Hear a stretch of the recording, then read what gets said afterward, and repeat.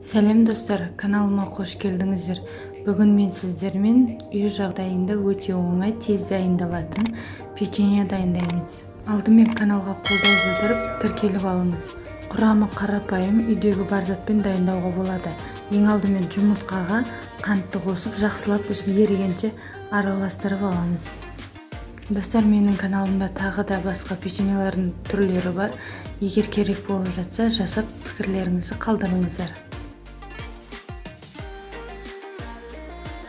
Енді сұйық май және сүтті құйып, жақсылап араластырып аламыз. Бір келкі масса болуы керек.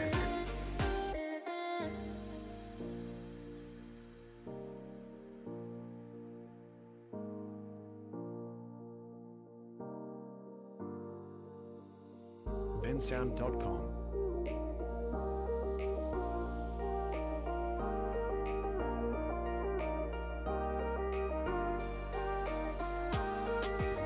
Енді ұнымыздың қазірге жарты бөлігін салып, оның үстіне крахмал және разрыхительді қосамыз.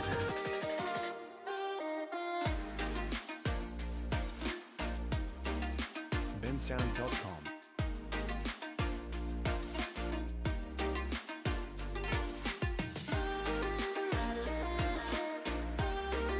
bensound.com.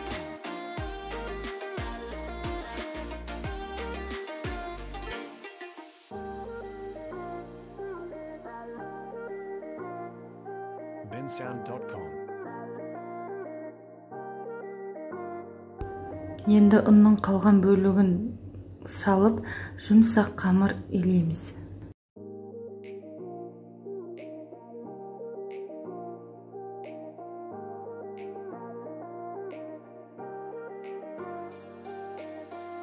bensound.com.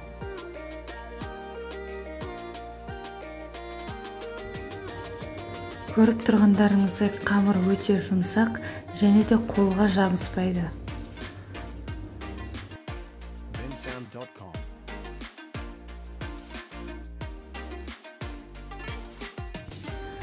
Қамырдың иін қандырудың қажеті жоқ. Дайын болған қамырымызды бірден дайындай береміз.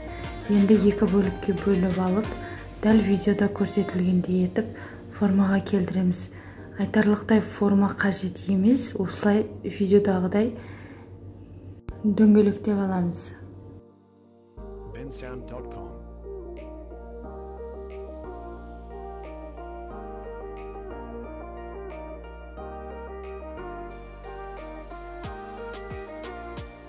bensound.com.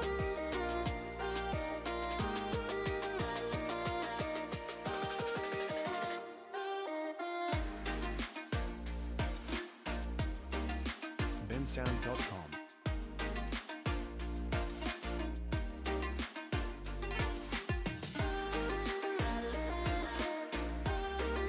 bensound.com.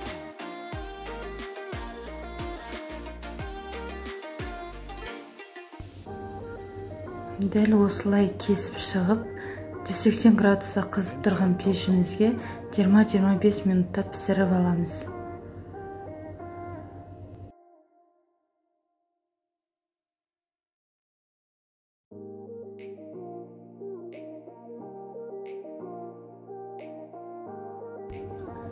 Печеньеміз осылай қызарып, әдемі болып пісіп шығады.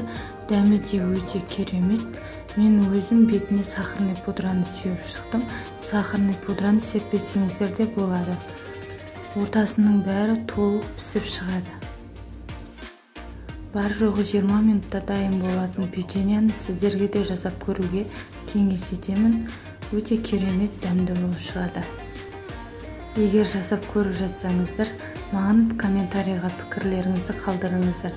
Және де каналға тіркеліп, жанындағы қоңырауша белгісін басыңыздар. Сонда менің салып отқан видеоларымның бәрін көріп отырасыздар.